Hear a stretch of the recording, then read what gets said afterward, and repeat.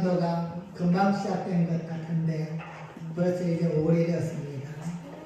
오늘 또 우리 이 땅에 죄를 세우신 우리 하나님의 또한 그 큰 기대와 소망을 생각하면서 오늘 또 주는 말씀 안에서 여러분의 삶이 또 한번 회복되어지고 또한 우리 하나님이 원하시고 기뻐하시는 귀한 믿음의 삶을 이루어 나가는 올 한 달이 되어지기를 주님의 이름으로 간절히 축복합니다. 오늘은 지금 마태복음을 지금 공부하고 있습니다. 여러분 마태복음 1장 1절을 언제 시작했는지 기억하십니까? 저도 잘 기억을 못해서 제가 설교를 했던 노트를 보았습니다. 10월 첫 주부터 시작을 됐더라고요. 그러니까 지금 한 이제 6개월, 7개월 제가 시작이 된 겁니다. 근데 그동안에 제가 이 말씀은 이번 주에 해야만 되겠다. 아니면 이 말씀은 어떤 주에 하면 좋겠구나. 이러한 계획을 전혀 세운 적이 없거든요. 그냥 한 단락 주어지는 말씀 안에서 부분마다 그렇게 말씀을 준비하고 설교를 해왔는데 5월달에 우리에게 주시는 말씀은 지난주도 그렇지만 이번 주와 다음 주까지는 우리를 부르신 즉 예수님께서 12제자를 부르시고 또한 그들에게 사명을 맡기는 이러한 부분이 마태복음 10장에 포함되어 있습니다.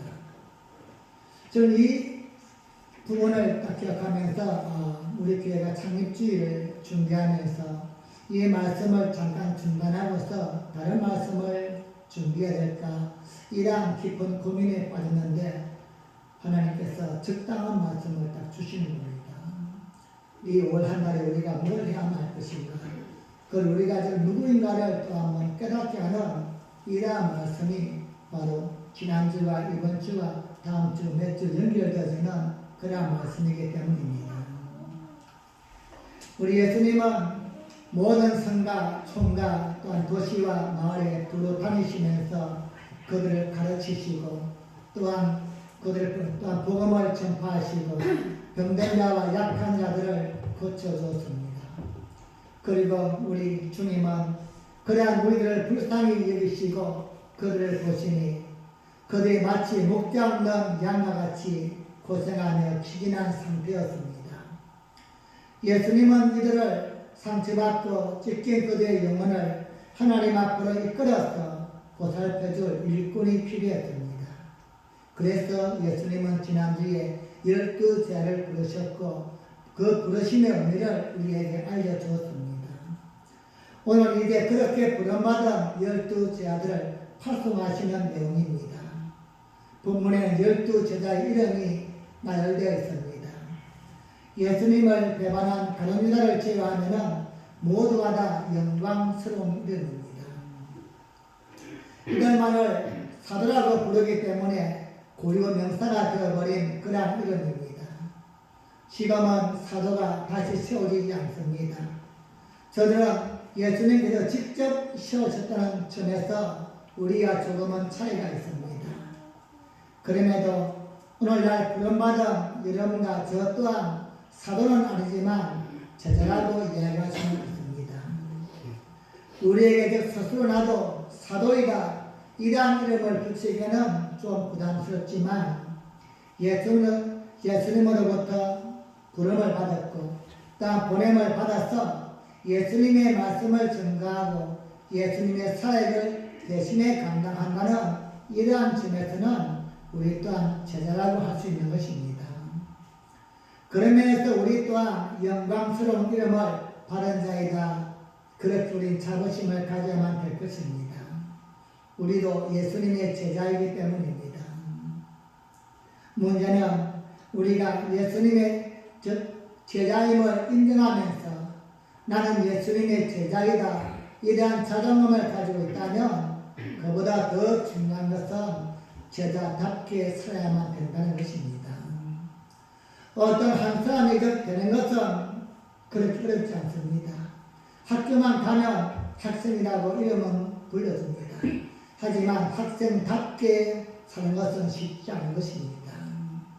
우리가 어느 날 예수를 믿고 성도가 되어지고 또한 신학을 하고 목사가 되는 것은 시간만 지나면 되는 것입니다. 하지만 성도답게 사는 것은 대가를 지불해야만 되고 목사답게 사는 것은 많은 것을 포기하고 양보해야 될 만큼 쉽지 않다는 것입니다. 오늘 본문에서도 이름만 갖고 있는 그러한 사람이 있는가 하면 그의 합당한 모습으로 사는 것, 이것이 정말 부름받은 자의 삶이요 하나님이 우리를 부르신 귀하신 뜻이기 때문입니다. 그러면서 예수님이 12제자를 부르시고 파송하는 오늘 본문을 통하여서 이 시대의 제자인 여러분과 저는 어떤 모습을 가져야 될 것인가. 그래서 오늘 본문의 제목을 부름받은 삶이라 이렇게 살펴봤습니다. 즉 부름받은 자의 삶은 어떤 모습이 되어야 할 것인가. 먼저 첫째로 예수님이 부르시고 보내셨다는 점을 우리는 기억해야만 됩니다. 오늘 본문에는 12명의 제자의 이름이 기록되어 있습니다. 우리 한번 읽어보겠습니다. 마태복음 10장 2절부터 4절 말씀입니다. 시작. 12사도의 이름은 이러하니 베드로라 하는 시몬을 비롯하여 그의 형제 안드레와 세베대의 아들 야고보와 그의 형제 요한, 빌립과 바벨론의 도마와 세리 마태, 알페오의 아들 야고보와 다데오, 가나안인 시몬과 및 가룟유다 곧 예수를 파는 자라. 아멘. 누구입니까? 12명의 부름받은 제자의 이름이 기록되어 있습니다. 그리고 이제 다시 한번 읽겠는데요. 12명이 끝난 후에 마지막에 여러분과 제 이름을 한번 넣어주십시오. 각자의 이름을 넣는 것입니다. 왜? 우리도 예수님의 제자이기 때문입니다. 자, 우리 한번 다시 한번 읽어보겠습니다.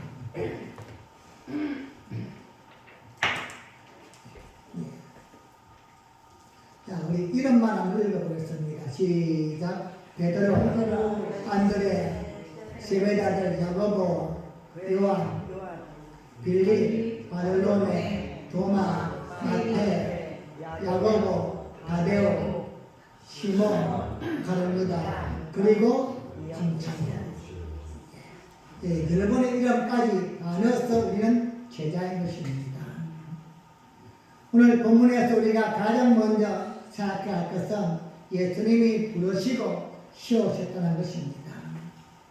당시 예수님의 12제자만이 아니라 오늘 이 시대에도 여러분과 저를 포함하여 수많은 제자들을 불렀습니다. 왜 불렀을까요? 무엇하기 위해서 불렀습니까? 예수님이 12제자를 부르셨고 그리고 지금도 수많은 제자들을 부르시고 계시는데 무엇 때문에 부르셨는가? 마태복음 10장 5절에 그 해답을 주고 있습니다. 마태복음 10장 5절입니다. 시작. 예수께서 이 12를 내어 보내시며 명하여 가라사대 이방인의 길로 가지 말고 사마리아인의 고기로 들어가지 말고. 아멘. 이들을 왜 불렀는가? 전제되는 내용이 있습니다. 예수께서 이 12를 보내셨다 이란 사실입니다. 즉 불러서 함께 예수님과 영원토록 살기 위한 그러한 목적이 아니라 어느 정도 일정한 시간이 지난 후에는 보내시기 위해서 예수님이 그들을 부르셨다는 것입니다. 예수님은 먼저 이런 것을 부르셨습니다. 그리고 이제는 보내셨습니다. 어디로 보냈습니까? 각자의 삶의 둥지와 울타리로 보냈습니다. 우리가 스스로 나선 것이 절대 아닙니다. 제자는 부름을 받아서 세워지는 것입니다. 오늘 설교의 제목처럼 부름받은 삶인 것입니다. 예수님이 우리를 불러주셨고 그리고 필요한 은혜와 감동을 주어서 다시 우리를 보내어서 쓰임 받는 것, 이것이 곧 제자의 부름받은 삶인 것입니다. 그러므로 우리는 자신의 개인의 세리나 공명심으로 세상을 나갈 길이 절대 아닌 것입니다. 다른 종교의 리더들은 대부분 자신의 판단과 결정으로 그 길을 갑니다. 내가 좀 세상과 다르게 살아야만 되겠구나. 내가 비록 좀 어려운 삶을 산다고 할지라도 건면하게 살고 성실하게 살고 또한 내가 고난 고통을 당한다 할지라도 참된 삶을 살아야 되겠구나. 이렇게 스스로 무엇인가 결정하고 대부분 그 길을 갑니다. 하지만 그들이 가는 길은 본질적으로 자신들의 결정에 따라서 그런 삶을 사는 것입니다. 하지만 예수님의 제안은 다릅니다. 예수님의 제안은 부름받은 삶을 사는 것입니다. 예수님이 불러주셨기 때문에 우리 모두는 예수님 앞에 나왔다는 사실, 이것이 먼저 우리에게 전제가 되어야만 됩니다. 예수님이 부르시지 않으면 누구도 세움을 이룰 수가 없습니다. 내가 나서겠습니다. 내가 한번 믿어보겠습니다. 이러한 용기만 갖고는 예수님 앞에 나올 수가 없다는 것입니다. 부름받는 일이 먼저입니다.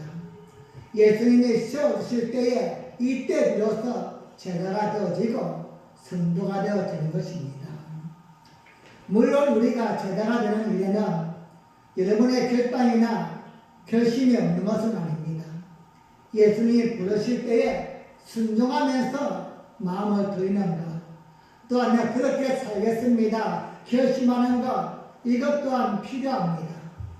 그럼에도 본질적으로 예수님의 부르심이 먼저라는 것입니다. 부르심이 먼저 있었고 그 부르심에 대한 반응이 바로 우리의 순종이요 헌신인 것입니다. 제가 신학교에 다닐 때에 저희 한 학년에 저희가 주간 야간에 있었는데 한 80명 정도가 되었습니다. 그때 제가 생각할 때는 전국의 신학대학이 10개가 넘었으니까 1년에 최소한 1000명 정도 이상의 목사가 배출이 되었구나. 그렇다면 대한민국이 금방 복음화 될 줄 알았습니다. 1년에 1000명씩이면요, 10년이면 10,000명의 목사가 나오는 거예요. 그 10,000명이 그 하나씩만 세운다면 교회가 10,000개가 되어지고 어마어마한 통계상으로 그렇게 되어지는 거예요. 그런데 제가 지금 학교를 제가 나온 지가 25년이 넘었지만 그렇게 복음화가 되어지는 게 아니라 어쩌면 지금은 점점점 더 줄고 있는 현실입니다. 이유가 무엇일까? 해마다 신학교를 나오는 그 신학생들이 모두가 다 목회자가 되는 것은 아니었다는 것입니다. 당시에 저와 함께했던 저희 동기생들 그 중에도 지금도 세상 직업에 성실하게 살고 있는 사람이 수없이 많이 있습니다. 그때는 그 신학을 할 때는 내가 사명자이 하나님이 불렀을 것이다. 나는 목회자가 되어야지. 이러한 사명을 품고서 온 줄 알았는데 이게 해보니까 아닌 거예요. 다양한 환경과 어려움 속에서 몰려오는 그런 아픔 속에서 내가 잘못 들었는가, 잘못 선택하였는가, 그리고는 그 일을 포기하고 세상 직업으로 돌아간 분들이 많이 있다는 것입니다. 어떻게 생각하면은 예수님이 불렀기 때문에 온 것이 아니라 자기의 뜻대로, 자기의 생각대로 왔던 것입니다. 막상 부딪혀 보니까 자신이 갈 길이 아니라고 생각되어져서 그 길을 포기해버린 것입니다. 또한 한편으로 생각하면은 신학교로 졸업하는 게 내가 이제 불을 받지 않았음에도 불구하고 끝까지 그냥 그 길을 간다고 어땠다면은 어쩌면 더 힘들었을 것입니다. 어떻게 생각하면은 내가 지금 가는 길이 하나님이 부르신 길이 아닌가 보다 이렇게 생각되어져서 그 길을 빨리 포기하고 세상 속에서 사역을 감당하면서 하나님의 복음을 전가하고 있는 그들이 어쩌면 현명하지 않나 이렇게 생각할 수도 있는 것입니다. 만약에 여전히 그들이 고집을 부리고 있다면 어떻게 되었을까? 우리 오늘날 목회를 열심히 하는 것 같아가도 어느 날 갑자기 이상한 정치단체를 만들어서는 이상한 모임을 만들어서는 이건 기독교 모임도 아니고 정치 모임도 아니고 이상한 행동하시는 분들을 가끔 볼 때가 있는 것입니다. 그런 분을 볼 때마다는 정말로 예수님의 부르심을 받은 것일까 의아해할 수밖에 없다는 것입니다.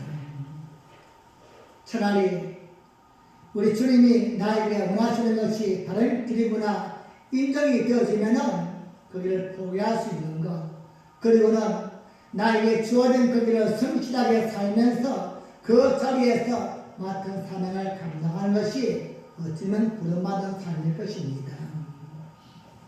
제자는 부름을 받는 것이지 자신의 고집으로 가는 것이 아니라는 점을 제가 예를 들어서 말씀을 드렸습니다. 이것을 제대로 구분하지 못할 때에 도리 하나님의 영광을 가리게 될 때가 수없이 많이 있기 때문입니다. 이해를 돕기 위해서 제가 신학교와 신앙생활 이야기를 했지만 비단 목회자만 이야기하는 것이 아닌 것입니다. 우리가 승도가 되는 것 또한 그 자체가 내 재주와 내 실력으로 내가 자진해서 하나님께 나온 것 같지만 사실은 예수님의 부르심이 먼저 있다는 사실을 우리는 알아야만 됩니다. 제자가 된다는 것은 나의 의도가 아니라 먼저 부르시는 예수님으로 말미암아 이루어지는 것이다. 이것이 우리에게 인지되어질 때에 그때 비로소 예수님께 순종하게 되어지고 예수님과 나와의 관계가 온전하게 되어지는 것입니다. 처음 시작하면서 12제자 뒤에 우리의 이름을 붙여봤습니다. 그렇다면 우리 또한 12제자만이 아니라 우리도 동일하게 예수님께 부름받은 제자라는 사실을 확신할 수 있기를 바랍니다. 내 뜻과 내 의지가 아니라 부르신 이의 뜻과 의지가 무엇인지를 깨닫기 위해서 날마다 말씀을 읽고 말씀에 감동이 되어서 나를 부르신 그분의 원하심을 이루어갈 수 있는 여러분과 제가 되어지기를 예수님의 이름으로 간절히 축복합니다. 두 번째로는 복음사역은 가까운 이웃에서부터 시작되어지는 것임을 깨닫게 됩니다. 우리 주님은 12제자를 부르신 후에 그들을 말씀을 통하여 훈련시키시고 그들을 부른 목적을 이루기 위하여 세상으로 보내십니다. 그런데 어디로 보냅니까? 그들을 보내면서 예수님이 어떻게 말씀하시는가? 마태복음 10장 5절과 6절 말씀입니다. 시작. 예수께서 이 12를 내어 보내시며 명하여 가라사대 이방인의 길로도 가지 말고 사마리아인의 고을에도 들어가지 말고 차라리 이스라엘 집에 잃어버린 양에게로 가라. 아멘. 어디로 가라고 말씀하십니까? 그들이 갈 길은 즉 이방인의 길도 아니고 사마리아인의 마을도 아니었습니다. 그들이 갈 길은 이스라엘 집에 잃어버린 양에게로 가라 말씀합니다. 여러분, 이것은 무엇을 의미합니까? 복음을 전가할 때에 가장 가까운 자부터 시작해야 된다는 것입니다.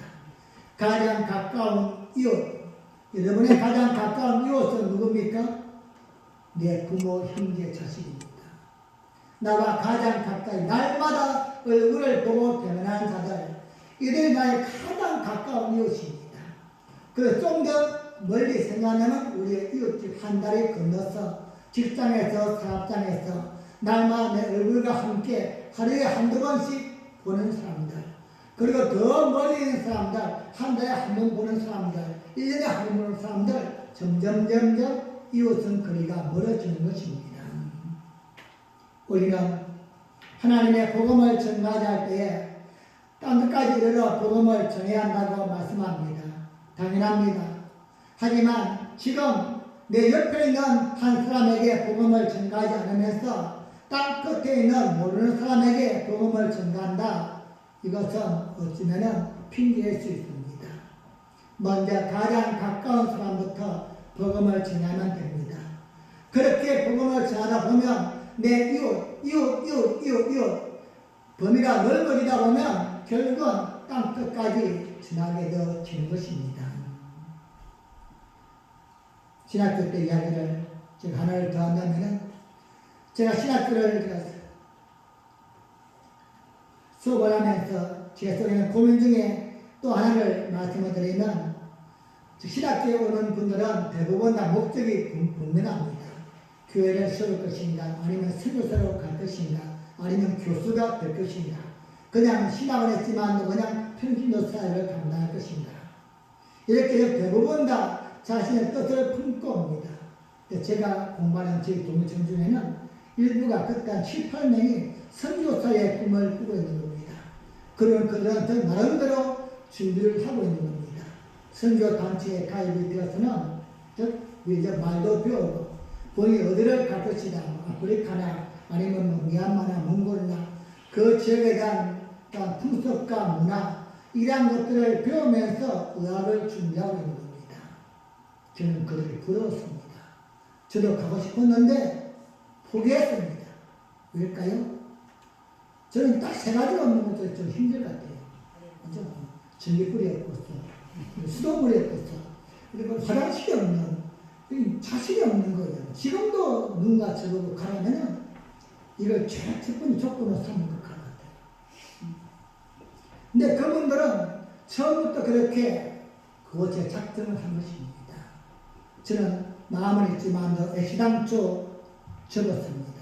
굳이 감당할 수 없는 꿈을 꿀 필요가 없었기 때문입니다. 그보다는 제가 있는 교회 지역에서 할 일이 무엇인가 그것을 위해서 기도하고 최선을 다하는 것 이것이 바로 제가 할 수 있는 일이었기 때문입니다. 사랑하는 여러분 이렇게 특수한 목적을 마음에 품고서 처음부터 특별한 사역을 준비한 사람은 없지 않습니다. 처음부터 내가 이곳에 가야 되겠다. 그래서는 의학을 준비하고 또한 많은 것을 다양한 것을 준비해서 외국으로 멀리 미지의 땅으로 가시는 분도 없지 않습니다. 하지만 대부분의 복음 증거는 성경적으로 이루어진 것입니다. 가장 가까운 이웃에서부터 시작되어야만 된다는 것입니다. 우리 예수님이 제시하는 복음의 길은 이방인의 길도 아니고 사마리아인의 골목도 아닙니다. 가장 먼저 이스라엘에 잃어버린 양에게 가라 말씀합니다. 가장 가까운 이웃부터 복음을 전해야만 된다는 것입니다. 사랑하는 여러분, 이제 우리는 내가 있는 자리에서 감당할 복음이 무엇인지를 고민하며 기도해 봐야만 됩니다. 멀리나 가서 전하는 것만이 해답이 아니라 내 주변에 붙여준 한 사람들, 내가 만나는 한 사람 한 사람에게 하나님이 나에게 무엇을 어떻게 하기를 원하실까 기도하며 고민해야 된다는 것입니다. 예수님은 내가 만나는 내 이웃에게 천국이 가까웠다고 선포하고 그의 병을 고쳐주며 귀신을 쫓아내는 능력을 주었다고 말씀합니다. 우린 그것을 이루어 나가야만 됩니다. 사도행전의 사명도 마찬가지입니다. 오직 성령이 너에게 임하시면 너희가 권능을 받고 온 유대와 예루살렘과 사마리아와 땅까지 이르러 내 증인이 되리라. 성령의 능력을 받고 우리가 하나님의 증인이 되어지고 사도가 되어지고 복음의 증인이 되기를 원한다면 시작은 어디입니까? 예루살렘입니다. 예루살렘 가장 작은 마을 그리고 그 다음이 온 유대 그 다음이 사마리아 그 다음에 땅 끝인 것입니다. 이렇게 주님께서도 우리에게 복음의 증거의 과정을 말씀해주고 있듯이 우리의 복음 증거는 이웃에서부터 시작되어져야만 되는 것입니다. 가장 가까이 있는 한 사람 내가 날마다 만나는 그 한 사람에게 복음이 증거되어질 때에 결국은 온 유대와 땅 끝까지 복음이 증거되어지는 역사가 나타나게 되기 때문입니다. 사랑하는 여러분, 우리가 복음을 전할 때에 멀리 있든지 아니면 원대한 꿈을 이렇게 계획하지 마시기 바랍니다. 예수님의 말씀처럼 즉 이방인의 땅도 아니요 우리 멸망을 위해서 기도하고 뭔가 하지만도 사실은 우리 그곳 한 번도 갈 수 있는 기회가 없습니다. 기도는 할 수 있지만 내가 지금 할 수 있는 것은 예수님의 말씀처럼 보내는 자리에서 보냄받은 그 위치에서 최선을 다하여서 감당해 나가는 것, 이것이 우리가 감당해야 될 부분입니다. 오늘도 하나님 우리에게 수많은 자리를 주었습니다. 내가 지금 서 있는 자리, 그 자리는 그냥 누리는 자리가 아니요 하나님이 복음을 위한 자리임을 또 한번 인식할 수 있기를 바랍니다. 날마다 만나는 사람들, 그냥 나와 함께 커피 마시고 식사하고 엔조이하는 관계가 아니라 하나님 안에서 복음적으로 판단할 때는 하나님이 붙여주시고 나를 보낸 자리라는 사실을 여러분 기억하셔야만 됩니다. 우리는 부름받았고 보냄받은 사람이라는 사실을 또 한 번 기억하고 제자의 삶은 내 이웃에게 가장 가까운 한 사람에게 하나님의 말씀을 증가할 수 있는 자신감과 자존감으로 세워지는 귀한 시간이 될 수 있기를 예수님의 이름으로 간절히 축복합니다. 마지막 세 번째로 제자의 삶은 어때야 될 것인가? 단순하고 담대한 삶이 되어야 됨을 우리에게 당부합니다. 예수님은 12제자를 부르셨고 오늘 또한 우리를 불러서 사명자로 만들어줬습니다. 즉 제자로 만들어줬습니다. 그리고 이제 우리를 보내었습니다.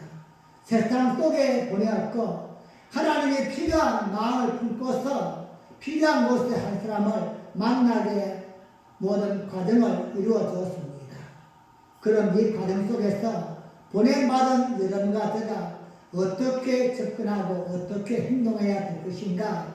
오늘 예수님은 세 번째 원리를 말씀합니다. 제자의 삶은 단순해야만 된다는 겁니다.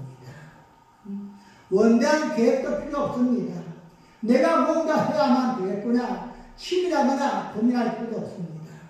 하나님 주시는 감동 안에서 그냥 단순하게 행동하는 것입니다.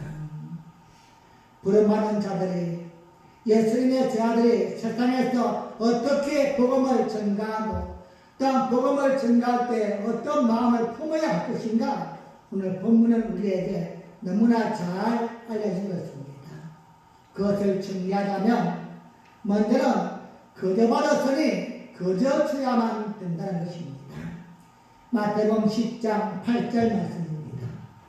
시작. 병든 자를 고치며 죽은 자를 살리며 문둥이를 깨끗하게 하며 귀신을 쫓아내되 너희가 거저 받았으니 거저 주어라. 아멘.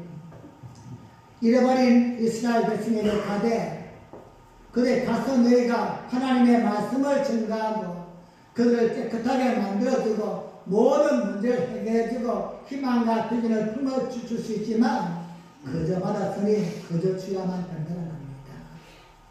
이것이 복음의 사람의 제자의 첫 번째 마음가짐입니다. 믿음의 사람은 하나님의 은혜로서 우리 여기까지 왔습니다. 지금 목사가 된 것도 여러분의 모든 삶도 돌아보면 하나님의 은혜인 줄 믿습니다. 예수님의 십자가의 희생과 하나님의 놀라운 사랑을 통해서 우리 여기까지 왔고 너무나 우리 많은 것을 받았습니다. 손꼽을 수 없을 만큼 너무나 큰 사랑을 입었고 우리 받은 게 너무나 많습니다. 이제 그것을 그저 나누어 줘야 된다는 것입니다. 우리는 전도할 때에 내가 시간을 드리고 물질을 드리고 몸을 쓰는 것을 우리는 아주 생새로 내려고 합니다. 누구는 못하는 난 하고 있으니까 교만하고 누구는 없어 못하지만 난 있기 때문에 한다는 것 이런 교만한 마음이 아니라 그런 모든 것을 허락하신 것은 하나님의 은혜인 것입니다. 그렇게 내가 거저 받았으니 먼저는 거저 주야만 하는 것 이게 제자의 삶이었습니다. 사랑하는 여러분, 지금도 많은 사람들은 육신의 건강을 위해서 또한 다양한 기도의 제목을 품고서 기도합니다. 하나님 나에게 이것만 있다면 내가 헌신하며 살겠습니다. 그들의 기도와 그들의 소원을 우리 이미 지금 이루면서 살고 있지 않습니까? 우리 날마다 지금 내가 원하는 것, 내가 하고 싶은 것 다 하면서 살고 있습니다. 우리 작은 그러한 부분에 생각하면 이건 감사가 아닐 수가 없습니다. 이러한 모든 것은 내 재주가 아니요 내 실력이 아니요 하나님께 주신 은혜인 것입니다. 여러분, 하나님의 복음을 전할 때에 무엇을 바라고 또한 무엇을 나타내기 위해서 하는 것이 아니라는 사실을 우선적으로 기억하시기 바랍니다. 여러분, 우리는 교회 안에서 한 형제요 한 자매요 또한 교회 속에는 다양한 무리가 있습니다.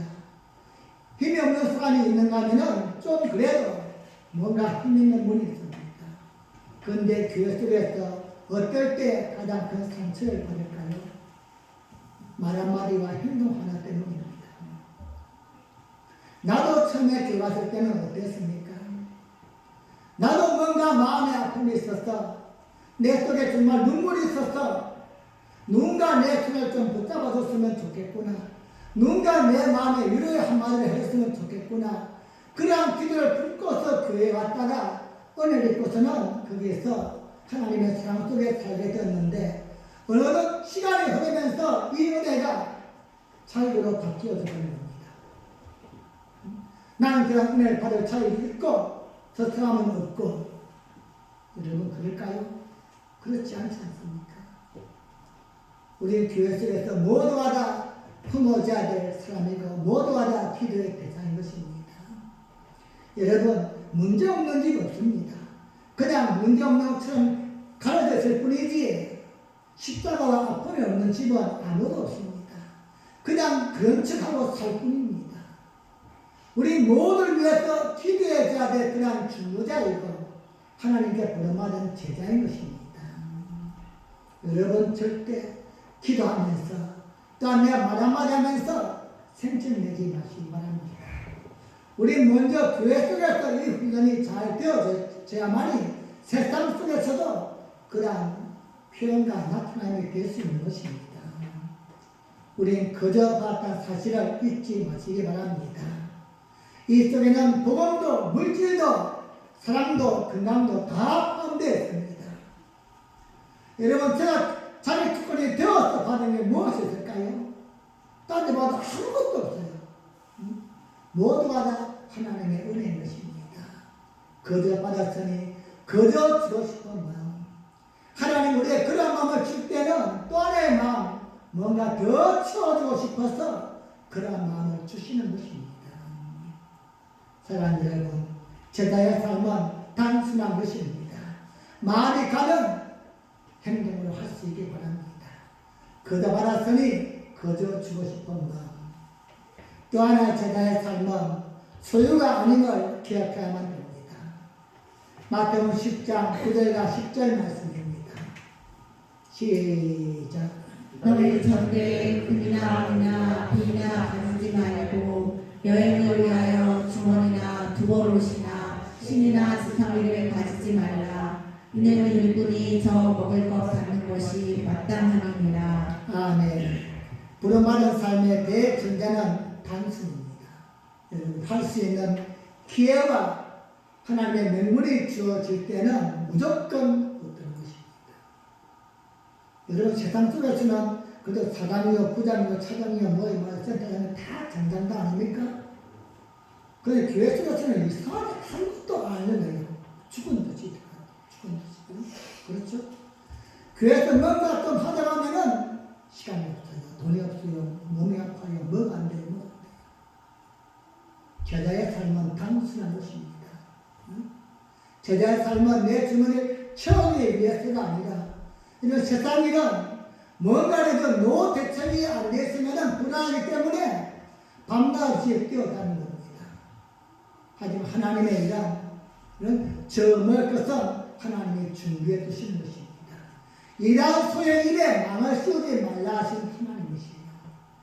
하나님 우리에게 일을 시킬 때는 일이 목적이 아니라 뭔가 다른 것을 주고 싶어서 일을 시킨다는 겁니다. 12자를 보내실 때에 지난 주간에 보았지만 예수님은 능력을 주어서 보냈습니다. 거기에 병이 있습니까? 가정이 있습니까? 빽이 있어요? 뭐 줄이 있어요? 아무것도 없는 자들입니다. 물고기나 잡다가 세금이나 걷다가 그 곡식이나 심다가 뭘 할 수 있는 자들입니까? 이러한 자들을 예수님이 불러서 당신의 사역을 위해서는 당신의 능력을 주어서 보냈던 사실을 우리는 기억해야 됩니다. 오늘날 여러분, 우리나라에 보면 대사가 있습니다. 대사. 즉 대사는 일본도 가 있고 미국도 가 있고 다 있습니다. 이 사람들이 하는 말은 대통령의 말과 똑같은 능력이 있습니다. 모든 걸 다 위임받아서 가 있는 거예요. 그래서 이분들은 판단을 잘해야만 되고 말도 잘해야만 되는 거예요. 그렇게 내뱉은 그 말 한마디가 우리나라 전체에 대해서 이익이 되기도 하고 순회를 하는 판단이 되어진 것입니다. 우리는 예수님께 부름받고 보냄받은 제자인 것입니다. 제자의 행동 하나하나, 말 한마디는 다른 사람들에게는 어떤 명예의 가치는 몰라도 하나님 앞에서는 하나님이 책임져 줄 수밖에 없는 것입니다. 우리에게 모든 걸 다 맡기셨기 때문에 우리가 하는 것, 행동 하나, 말 하나에 하나님의 모든 것을 보장해 줄 수밖에 없는 것입니다. 사랑하는 빛나게 성도님, 오늘 주님은 그런 것에 기대하지 말라고 말씀합니다. 그런 것을 의지하지 말라고 말씀합니다. 너희의 주머니에 전대에 돈이 채우지 않았어. 건강이 없어서 뭐가 없기 때문에 이것도 못합니다. 저것도 못합니다. 그런 것에 기대에 말하는 겁니다. 하나님의 이런 지금까지도 돈 가지고 한 게 아니요 명예와 권리로 한 것이 아니라 하나님의 능력과 믿음으로 해왔던 것입니다. 왜 그런데 꼭 뭔가 할 때마다 결정적인 순간에는 무엇이 없기 때문에 못한다고 얘기할까요? 사랑하는 여러분, 부름받은 자의 삶은 단순함을 기억하시기 바랍니다. 우리가 단순하게 살면 나머지는 하나님이 해결해 주시는 것입니다.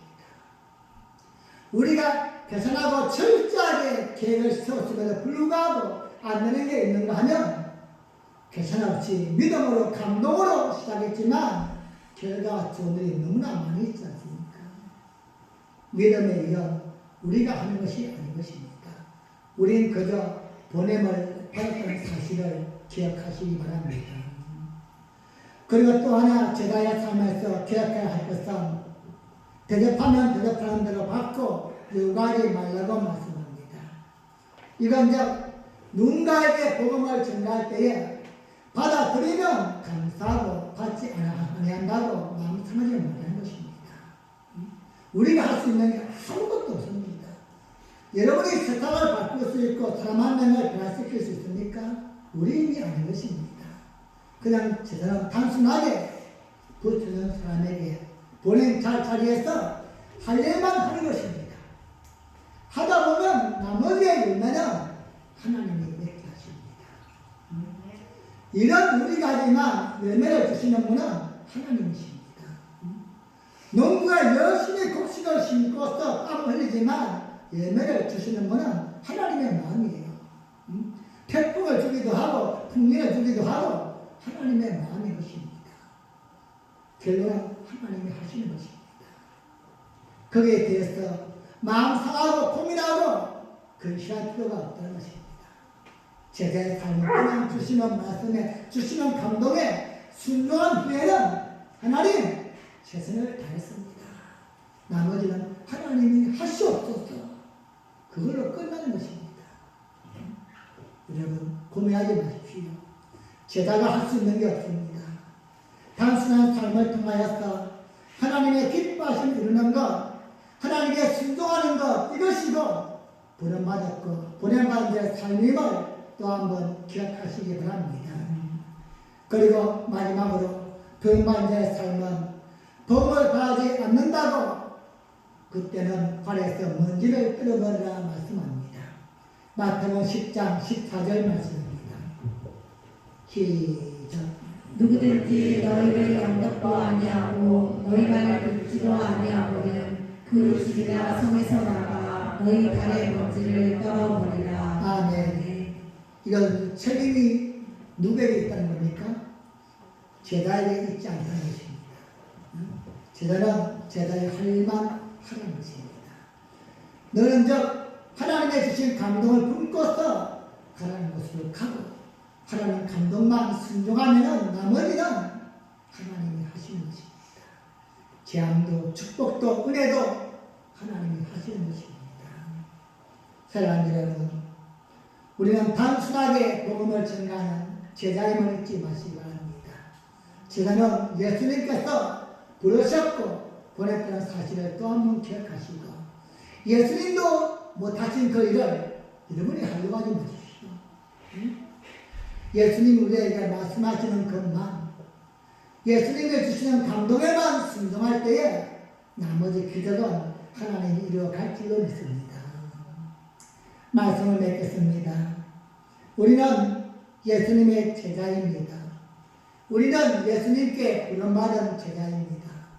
우리는 예수님으로부터 보냄을 받은 제자입니다. 제자는 제자의 삶을 사는 것입니다.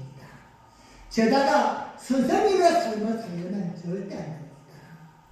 제자는 제자답게 살아갈 때에 제자에게도 영광이 나타나고 선생님에게도 영광이 나타나게 되는 것입니다. 우리를 부르시고 우리에게 말씀을 통하여서 은혜와 감동을 베푸시고 이제 각자에게 필요한 곳에 보내신 예수님의 그 마음을 다시 한번 가슴에 품고 이 한 주간도 여러분의 자리에서 만나는 한 사람 한 사람마다 가장 가까운 이웃에서부터 예수님의 복음을 증거하며 살아가는 모두가 되어주기를 예수님의 이름으로 간절히 축복합니다. 우리 함께 기도합니다. 우리 참 합심으로 기도하겠습니다. 우리는 예수님이 부르시고 보냄받은 제자입니다. 가장 가까운 이웃에게 복음을 전하고 보냄받은 제자입니다. 믿지 않은 가족들, 날마다 만나는 사람들, 하나님이 붙여주신 믿어버린 양들, 나의 사명인 줄 믿습니다. 하나님, 그들을 위해서 기도하며 고민하면서 하지만 단순하게 지나겠습니다. 나머지는 하나님이 할 줄로 믿습니다. 그저 사랑하는 마음으로, 애절한 마음으로 섬기고 배려하고 그를 위해서 기도하며 증가할 때에 하나님의 기적을 보여 주시옵소서. 우리 함께